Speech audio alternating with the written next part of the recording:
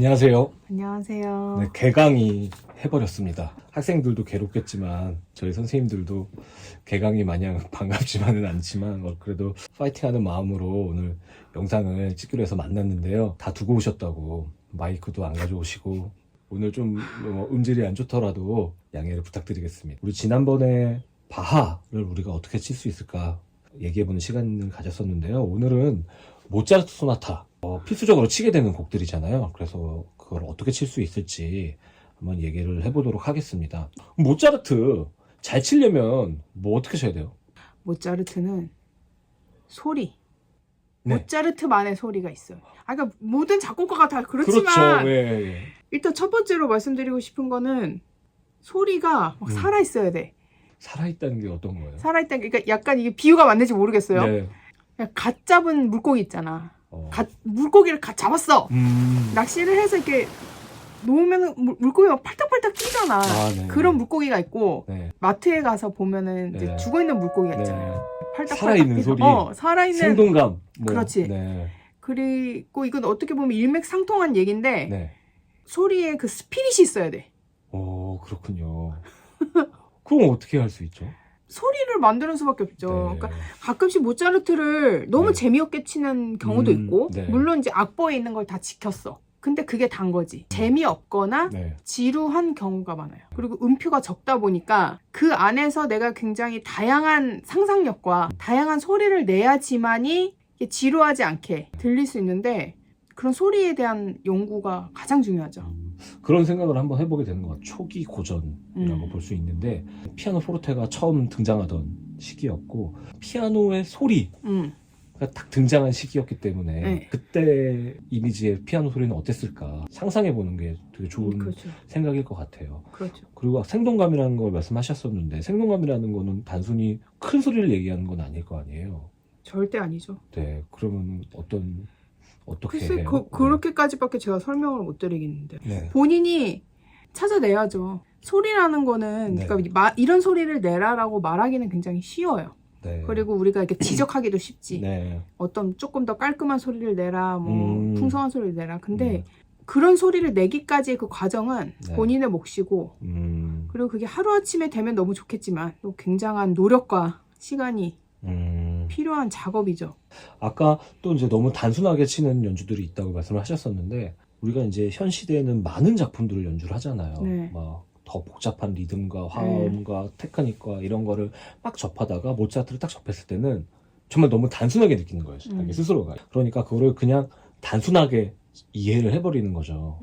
제가 한 달 후에 모차르트 소나타 연주를 이제 앞두고 있어가지고 한 7, 8년 만에 모차르트를 이제 접해서 치는 것 같은데 저는 되게 신선하더라고요. 너무 많은 아이디어들이 들어있고 리듬도 굉장히 반짝반짝 빛나는 어떻게 이런 생각을 해냈을까 그런 부분들이 있는데 그런 것도 좀 발견해 내야 된다고 생각이 드는 것 같아요. 그거 그냥 단순하게 생각하지 그렇죠. 않고 네. 그러니까 소리를 다양하게 내려면 여러 가지 방법이 있는데 네. 그 중에 가장 쉽게 할 수 있는 방법은 모차르트의 다른 음악을 들어보고 모차르트 멜로디들이 공통적으로 쓰이는 곡들이 많거든요. 그래서 네. 모차르트 곡 치다 보면은 이거 저기서 나왔던 멜로디인데 약간 변형됐다 이런 경우가 많은데 네. 실내악이나 심포니나 듣다 보면은 어떤 멜로디에서 어떤 악기를 모차르트가 작곡을 했는지가 나와요. 이런 멜로디에서는 플룻을 썼거나 오보에를 썼거나 뭐 그런 식으로 해서 내가 상상력을 배우는 거죠. 네.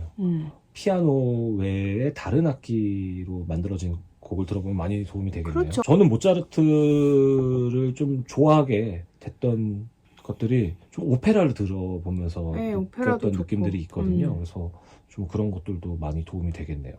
근데 우리가 일단 처음에 우리 단순한 얘기부터 좀 해볼게요. 모차르트를 칠 때 저는 뭐가 어렵냐면요. 16분 음표가 어려워요. 왜냐면 일정하게 잘 쳐야 되잖아요. 예를 들어 낭만곡 같은 경우에는 16분표가 있으면 약간 루바토도 넣어서 뭐 야가다가다가다가 뭐 이렇게 해도 되고 아무래도 모차르트는 그런 루바토를 좀 자제해야 되다 보니까 조금 더 일정한 박으로 쳐야 되거든요. 근데 그 테크닉이 너무 어려워. 차라리 라흐마니노프나 네. 뭐 리스트처럼 네. 음표가 많은 상황에서의 16분 음표는 그렇죠. 편해. 좀 묻어갈 수도 있고 또 다른 성부들이 더 도와줄 수 있고 하니까. 근데 모차르트는 네. 일단 소리가 정제가 돼야 돼. 깔끔하고 네. 제가 어제 사실 학생들 에튜드를 가르치다가 네. 잘 준비해 왔어요. 네. 근데 여기서는 테크닉적인 그러니까 정말 연습만 계속 한다고 해서 네. 발전이 되는 게 아니고 음악적인 것들에 대한 해석이 필요해. 프레이즈나 뭐 이런 것들. 네네. 그러면 더 곡이 쉽게 풀릴 수 있는 그런 상황인 거야. 그러니까 네. 템포도 네. 음악적인 호흡을 조금 더 길게 가면은 훨씬 더 이제 빨리 칠 수가 있고 모차르트에서의 16분 음표도 노래를 하고 프레이즈를 만들고 하나하나를 그러다 보면은 조금 쉽게 풀리지 않을까요? 아, 그러니까 뭐 일정하게 쳐야 된다는 생각 때문에 너무 기계적으로 접근하고 있지 않은지 생각을 그렇죠. 해봐야 되겠다. 물론 이제 테크닉적인 연습 16분 음표를 고르게 치는 단계가 됐다 네. 한 가정하에 네. 내가 16분 음표를 연습하거나 연주할 때 네. 어떤 생각을 하느냐 어떤 목표를 갖느냐 네. 그러면 안 틀려야지 고르게 쳐야지 이게 다면은 딱 거기까지인 거고 아, 맞아요. 또, 그러니까, 고르게 치려고 이제 노력해서 고르게는 됐는데 딱딱하단 말이야. 또 그렇지. 그게. 그러니까. 그러니까 네. 내가 막 노래를 하다가 16분 음표 나오면 딱 경직이 돼가지고 안 틀려야지 하는 게 다 보이잖아. 네. 음악이 끊기고. 그래서 그 부분에서 내가 어느 정도 연습이 됐으면 네. 음악의 흐름, 노래 이런 것들을 신경을 써야 된다는 거죠. 네. 그러면 오히려 더 쉽게 풀릴 수가 있다. 그러니까 그 16분표가 막 연속될 때 그 라인들을 이렇게 표현하기가 참 어려운 것 같아요. 그게 안 흔들리면서. 그렇죠. 그러니까 좀 모양도 잘 보고 올라가는 모양, 네. 내려가는 모양, 꺾이는 모양, 막 이런 것들을. 왜냐면 정말 걔만 들리잖아. 모차르트는. 또 다른 곡들은 나오면 또 화음도 더 받쳐주거나 이런 게 많은데 얘는 정말 기껏해야 왼손에 간단한 반주 정도 나오고 정말 순수한 16분표의 라인만으로 얘를 만들어야 되기 때문에 노래를 더 잘해야 되겠네요. 그렇죠. 네. 그리고 그 네. 모차르트에서 트릴을 어려워하는 경우도 있어요. 아, 트릴 꼭 어렵죠. 그러니까 소나타 같은 경우 제시부의 마지막에는 트릴이 꼭 나오니까 네. 스케일 한번 하고 네. 트릴 나오고 끝나는 경우가 많으니까 근데 그 트릴 같은 경우도 모차르트의 트릴은 네. 뭐 깔끔하고 좀 투명한 소리 그러니까 우리가 낭만에서 뭐 예를 들어서 브람스의 트릴하고는 같을 수가 없겠죠. 아, 그렇죠.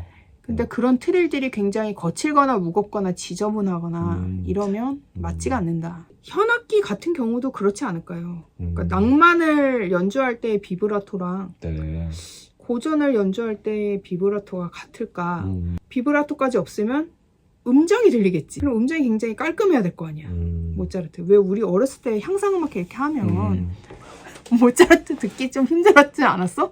음정 안 맞으면? 아, 그쵸. 그럼 이제 옛날 곡일수록 음정이 더. 네. 예. 그러니까 우리도 그렇죠. 똑같은 거예요. 그러니까 좋은 소리를 내지 않으면 네. 듣기 어려운 거예요. 네. 나 향상하니까 생각났어. 할렐루야? 그거 모차르트죠. 할렐루야, 할렐루야. 야. 근데 그거 너무 정확한 전형적인 모차르트 16분 라인이거든. 아, 근데 이제 정말 완성된 성악가들이 그런 모차르트 들은 거 보면 또 너무 우리가 그렇죠, 맞아. 목소리로 그걸 그렇게 해내는 거 보면 너무 트릴도 기가 막히게. 정말로 좀 오페라를 들으면 좀 많이 도움이 되는 것 같아요. 오페라나 심포니나 네. 그러니까 그거를 모차르트만 듣지 말고 네. 다른 시대의 작곡과 곡과 같이 들어야 어떻게 돼요. 다른지 그렇죠, 그렇죠. 그런 라인들. 그 다음에 또 이제 어려운 거, 아주 전형적인 어려운 것 중에 하나가 왼손 분산 화음이에요. 많이 쓰잖아요. 도스미스 도스미스 돌아봐라 막 이런 거. 근데 항상 그건 반주고 그거 작게 치는 거 진짜 어려웠던 것 같아. 고르면서 작아야 되는데 안 빠져야 돼. 그리고 멜로디를 방해하면 안 돼. 선생님은 좀 그런 모차르트 전형적으로 나오는 분산 화음은 어떻게 연습하셨어요? 뭐 어렸을 때는 네. 부점 연습하고 네. 메트로놈 뭐 틀어놓고 연습하고 네. 일단 그렇게 된 다음에는 네.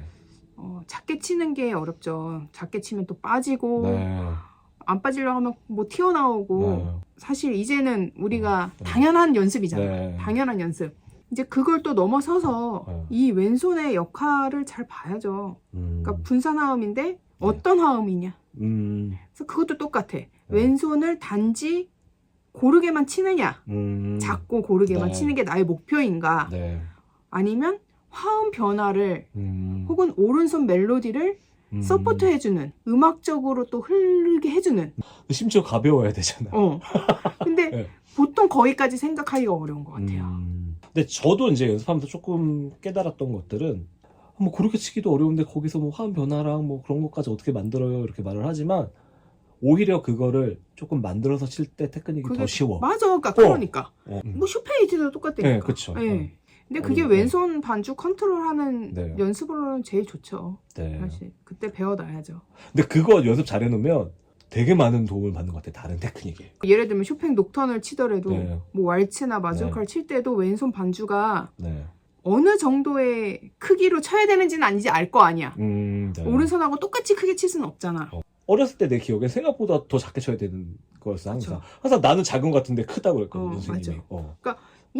이렇게까지 작게 치라고 하면 그게 맞아요. 그니까. 그 밸런스가 맞는 맞아, 거야. 맞아. 어. 그 다음에 또 뭐가 어렵냐면요. 느린 악장이 어렵죠. 근데 느린 악장 정말 아름다운 거. 저 예전에 선생님 모차르트 콘체르토 21번 네. 하셨을 때 그 이 악장 정말 아름답게 들었던 기억 나거든요. 그래서 너무 잘 친다 내가 그랬었는데 그런 느린 악장, 그건 뭐 콘체르토긴 하지만 네. 그런 느린 악장은 어떻게 또 접근하시나요? 음을 네. 하나도 놓치면 안 돼. 하나도 버리는 음이 있으면 안 돼. 아, 네. 어렸을 때는 사실 음. 그냥 이쁘게 음. 밸런스 잘 맞춰서 치면 단데 네. 이제 나이 들어서는 네. 스토리가 있어야 되고 소리가 음. 또 다양해야 되고. 네. 근데 뭐 예를 들어서 이 악장의 음표가 몇 개라고 얘기를 해볼까? 몇 개 정도 될까요? 세보질 않았어. 500개라고 해봐. 그 500개가 다 신경을 써야 된다는 거지. 그냥 지나갈 수 있는 의미 없구나. 모차르트 이 악장이 이제 느린 네. 악장이 너무 아름답지만 네. 제가 아까도 말씀드렸듯이 스토리텔링이 있어야 된다는 거는 네. 소나타니까 구조와 음. 그 프레이즈와 이런 것들이 내 머릿속에 확실히 있어야 돼요. 네. 그렇지 않으면 그것도 지루해. 근데 이제 모차르트는 예를 들어 우리가 뭐 소나타의 정말 기본 구조를 딱 가지고 있잖아요. 베토벤만 가면 이미 구조들이 막 파괴되기 네, 시작하지만 근데 그건 정말 딱 틀을 안 벗어나고 만들어져 있는 네. 곡들이 많기 때문에 네. 정확하게 뭐 1주제, 2주제 이렇게 계산하는 법 그만큼 분명하죠. 정말로 눈에 딱딱 들어오고 귀에 딱딱 들리기 때문에 잘 이해해서 보여줘야 되겠죠. 연주에서. 그러니까 이전에 바 편에서도 네. 말씀드렸듯이 뭐 평균율 치기 전에 인벤션 뭐 심포니아 이런 걸 쳐야 되는 것처럼 베토벤 소나타를 치기 전에 네. 하이든 모차르트를 충분히 쳐야 돼요. 맞아요. 그 다음 베토벤을 쳐야 돼. 네. 그리고 그 다음에는 뭐 슈베르트, 뭐 쇼팽, 리스트, 뭐 슈만 이렇게 가겠지. 네. 굉장히 역사가 깊은 그 음악을 하고 있기 때문에 네. 우리가 그만큼 많이 네. 공부를 해야 돼요. 특히 느린 악장 우리가 얘기하고 있었기 때문에 느린 악장 항상 어떤 반복이 주어져 있고 마치 바레이션이 되잖아요. 계속 새로운 주제가 아니라 앞에 나온 주제의 바레이션이다. 그걸 또 완벽하게 이해하고 있고 나름대로 변화를 주면서도 일관성을 유지하는 것, 그런 것들이 그렇죠. 되게 중요한 구조를 나타내는 것 중에 하나겠죠. 이 악장뿐만이 아니고 네. 전체적으로 다 나타나는 그 모티브의 네. 발전, 확대, 뭐 축소, 기본적인 것들이 네. 모차르트에서 우리가 꼭 배워야 되고 네. 이해를 하고 넘어가야죠. 너무 명확하게 써 있거든요. 프레이즈의 시작과 끝이. 근데 프레이즈를 네. 그러니까 시작하는 것보다 네. 끝맺음하는 게 어려운가 봐요. 소리를 닿는 소리를 내는 거, 프레이즈를 닿는 소리를 내는 거. 어렵죠. 예, 예. 그래서 애들 꼭 끄듬 좀 크게 치지 마. 막 이렇게 말할 때 좀. 애들은 작게 치라고 해야지 알아들을 수는 있어. 네. 근데 난 그렇게 말하고 싶지가 않아. 네네. 닿는 거 있잖아. 네. 이 주제를 닫고 그 그 다음 이제 새로운 주제가 시작된다. 이런 것들. 네. 근데 닫기는커녕 숨도 안 쉬어. 그러니까 듣는 사람도 이해를 못하고 네. 우리도 숨을 못 쉬고. 네. 호흡에 관한 생각을 특히 느린 악장은 호흡을 가지고 좀 하면 많이 도움을 받는 것 같아요. 그 왜 JYP가 제가 맨날 말씀드린 거 있잖아요. 공기반 소리반. 공기반 소리반. 네. 모차르트는 진짜 공기반 소리반의 그런 느낌이 있어. 그렇죠. 그러니까 그게 뭐 우리가 어떤 수치다 정말 반반인가도 모르겠지만 어쨌든 간에 이런 경우가 있잖아. 아까 말씀드렸죠. 생동감이 너무 없어. 그것도 어쩔 때는 진짜 딱딱해. 그러니까 맑은 소리 이렇게 쳐야겠다는 마음 때문에 정말 땡땡하게만 치니까 또 너무 유치하고 단순하게 들리는 경우들도 많고 어떤 좋은 지점을 굉장히 잘 찾아야 되는 것 같아요. 네. 그리고 아까 제가 소리라고 말씀을 드렸는데 네. 이제 살아있는 생생한 생동감 있는 소리 플러스로 네. 이 악장 같은 경우는 기능표들 있잖아요. 네. 울림이 좀 있어야 돼요. 기능 잘 내야죠. 네. 네. 기능이 잘 유지될 수 있도록 좋은 소리, 울림 있는 소리 좀 내야 되는 것 같아요. 기능만 잘 내고 프레이즈 마무리만 잘해주고 잘해도. 두 개만 잘해도 맞아. 되게 아름답게 되는데 그거를 일단 시작으로 좀 생각해보면 좋을 것 같아요. 네. 네. 그리고 사막장 같은 경우 네. 이제 기가 막히게 빨리 치는 사람들이 있어요. 네. 보통 그렇게 치는 거는 이해는 해요. 뭐 하이든도 그렇고 모짜르트 보통 사막장은. 그리고 사막장이 템포 기호가 가장 빠르게 써 있기 때문에 네. 대부분 네. 근데 템포를 빨리 안 치면서 그 기분을 낼 수가 있거든. 뭔가 아, 사막장만의 네네. 그런 뭔가 그 빠른 기분이라고 그래야 되나? 더 활발한 그런. 그러니까 어떤 활발함과 그런 에너지틱한 것을 꼭 템포로 표현하려고 하지 그렇죠. 말아라. 네. 소리거든요. 네네. 소리가 음. 그러니까 1악장, 2악장, 3악장 소리가 다 다를 거 아니에요. 그렇죠. 근데 3악장에서 단순히 그냥 음. 템포만 빠르게 한다고 해서 좋은 음악이라고 말할 수는 없는 것 같아요. 초등부에서 애들 많이 치잖아요. 네. 뭐 마지막 장 칠 때도 있고, 뭐 1악장 치고 하면은 지나치게 빠르게 치는 경우 많이 보는 것 같아요. 뭐 저 때도 뭐 하이든 소나타, 뭐 C 메이저 하는데 도, 솔, 미, 라레, 솔도, 미파 뭐 이렇게. 그러니까 C 메이저 같은 경우도 네. 사실 도랑 솔 사이의 네. 그 간격? 쉼? 그러니까 도가 스타카티시몬가? 그 다음에 쉼표가 있나? 그러면 그걸 무시한 거거든. 아, 쉼표를 또 쉼표를 우리가 음악- 굉장히 잘. 노래를 안 하고 치는 거 그럼 땡이야. 네. 아, 네. 중요한 얘기네요. 쉼표를 꼭 잘 표현해라. 쉼표 되게 많잖아요, 모차르트에. 모차르트가 사실 우리 다른 곡들에 비해서 음이 적은 편이잖아요. 네. 그렇기 때문에 더 중요해. 한음이. 근데 쉼표도 하나하나 다 너무 중요한 거지. 쉼표를 못 견뎌. 일시정지 같은 효과를 줄 수도 있고 정말 이제 쉬어주고 넘어가는 그런 여러 가지 역할을 해줄 수가 있는데 그 쉼표에 대한 거를 좀 부끄러운가? 민망한가? 못 견뎌. 인내심이 없지. 그걸 기다릴 줄 모르지. 근데 그걸 약간 그 쉼표를 가지고 밀당한다고 그래야 되나? 어. 굉장히 좋은 음악을 만들 수 있는데 쉼표니까 생각나는 게 애들 진짜 뭐 안 지키냐면 떼는 박을 안 지켜. 언제 맞아, 떼는지 맞아. 치는 거 해갖고 그러니까 안 지키는 거야. 길이를. 어. 더 짧던지 더 길던지 하여튼 정확하게 그러니까 예를 떼는 들면 박이 존재하는데. 4분음표 다음에 4분시표인데 네. 뭐 4분음표를 8분음표처럼 어. 미리 띄거나 뭐 2분음표까지 두 박자 동안 붙이고 있거나 뭐 이런 그쵸. 경우 맞아요. 그런 것들 많이 하는 실수죠. 에 그런 떼는 박 우리도 잘 계산해야 또 그러니까 완벽한. 음을 네. 치는 것도 중요하고 네. 떼는 것도 중요하고 모든 500개의 음이 다 중요하지만 모든 게 다 중요해. 치는 거와 떼는 것까지 네. 완벽하게 우리가. 그러니까 특히나 고전 모차르트 하이든은 네. 훅훅 칠 수가 없어. 그렇죠. 하나하나를 정말 장인 정신으로 갈고 닦아야 돼. 돌멩이가 네. 보석이 될 때까지 갈고. 근데 어떤 면으로는 나는 또 마음이 편한 것도 있어.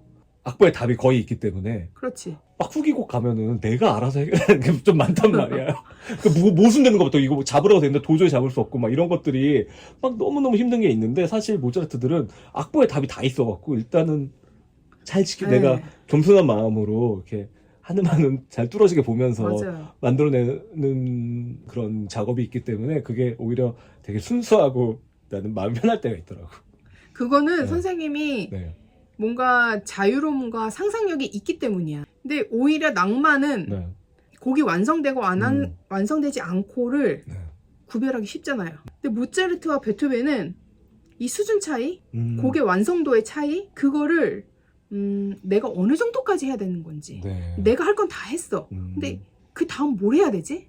내가 못 치는지 스스로 몰라. 지금 그럴 때가 많아. 근데 안 틀리고 있으니까 잘 친다고 생각하고 있는 거야. 그게 베토벤까지 그런 경우가 많아. 네. 하이든, 모차르트, 베토벤. 그리고 이제 콩쿨 같은 경우에도 요즘에도 그런지 모르겠지만 항상 무리 때는 뭐 이렇게 1차에 꼭 에튜드랑 뭐 모차르트 뭐 이런 거 뭐 바레이션 나오거나 아니면 뭐 소나타 나오거나 이렇게 나왔잖아요. 그러면은 제가 이렇게 콩쿨 보면서 느낀 건데 거기서 갈려. 에튜드에서 갈리지를 않고. 맞아. 거기서 갈려. 모차르트에서 갈려. 맞아. 실력이. 에튜드를 칠 때랑 모차르트 칠 때와 내가 소리가 딱 변화를 시켜야 되는데 그 리셋이 딱 돼야 돼. 어렵죠. 많은 작업을 해야 된다. 어쨌든. 그렇죠. 그리고 이제 모차르트 칠 때 말이에요. 네. 마인드 컨트롤을 즐거운 곡으로 친다. 하면 왜 우리가 어렸을 때 모차르트 치기가 더 쉬웠다 이렇게 얘기하는 게 어렸을 땐 별로 걱정이 없어. 즐거운 시간이 더 많아. 근데 이제 나이가 들면서 즐거운 시간은 찾기가 어려워. 좀 이렇게 뇌가 안 깨끗한 거지. 그러니까 세월이 지나면서 힘들어. 즐거움을 표현을 하려면 내가 즐겁다 보다 더한 즐거움의 감정을 갖고 해야 돼. 모차르트는. 그러니까 뭐 그런 얘기 많이 하잖아요. 모차르트는 응. 오히려 아이들이 더 잘 친다, 성인보다. 음. 사실은 전 그렇게 생각은 안 하고 그냥 어렸을 때는 그렇게 잘 칠 필요 없잖아. 그러니까 그냥 이 감정 뭔가 이렇게 기쁘고 즐겁고 행복한 이거를 네. 확 끌어올려서 이제 시작을 해야 된다는 게 좀 어려운 것 같아요. 뭐 저번에 바하에서도 얘기했었지만 모차르트가 아무리 뭐 초기 고전 작품이라고 해도 감정 표현이 없는 게 아니잖아요. 아 그럼요. 너무 많은 감정 표현이 어느 있고. 작곡가나. 근데 또 그런 경우도 있어요. 또 너무 고전이니까 정말 그냥 박자만 맞춰서 잘 치면 된다고 생각하면 안 되고 아니요. 그 오페라도 굉장히 극적인 내용들이 가지고 있고 그런 곡을 썼던 작곡가이기 때문에 어떤 감정적인 요소가 분명히 있을 거죠. 뭐 하다못해 우리 유명한 밤의 여왕 아리아 뭐 이런 것도 굉장히 격정적인 곡이고 뭐 레퀴엠 이런 것도 막 엄청나잖아요. 그러니까 뭐 모차르트 소나타를 뭐 엄청나게 할 것까지는 아니지 분명한 어떤 감정선도 가지고 있어야만 한다. 모차르트에서 특히 연주가 구려지는 순간이 템포가 흔들리는 건 것 같아요. 너무 정확하게 기계처럼 칠 필요까지는 없지만 그래서 치면서 약간 빨라지고 느려지고가 유독 안 좋게 들리거든요. 그렇잖아요. 그러면 그거는 뭐 메트로놈 연습하면 되나요? 아니 뭐 느려지는 데는 어려운 스케일일 거고 빨라지는 데는 음표 별로 없는 거 아니에요? 아니지 그렇지 않아요. 그래요? 내가 항상 느끼는 건데 어려운데 더 빨리 친다? 더 빨리 치는 그렇지 그런 경우도 있어. 어려운데 왜 더 빨리 갈까? 아니 그거에 대해서는 뭐 본인들이 더 잘 알지 않나? 그러니까 2, 3일에 네. 한 번씩은 메트로놈을 네. 맞춰보는 것도 나쁘진 않죠. 네. 근데 그 템포가 네. 너무 과하고 너무 부족하지는 않는 상황에서 네. 내가 편한 템포를 좀 찾아야 되는 것 같아요. 끌려가지 않는 템포. 네. 그 모든 것을 표현할 수 있는 갖고 있는 그렇죠. 모든 그리고 것을. 자기가 컨트롤할 수 있는 템포. 응. 사실 너무 빨라도 컨트롤 못하죠. 또 너무 느려도 못하잖아. 음. 그러니까 그 자기가 잘 칠 수 있는 템포를 잘 찾아야 되겠네요. 쉬운 듯 어렵고 어렵지만 또 아름다운 모차르트 다들 더 잘 칠 수 있길 바랍니다. 고생하셨습니다. 네.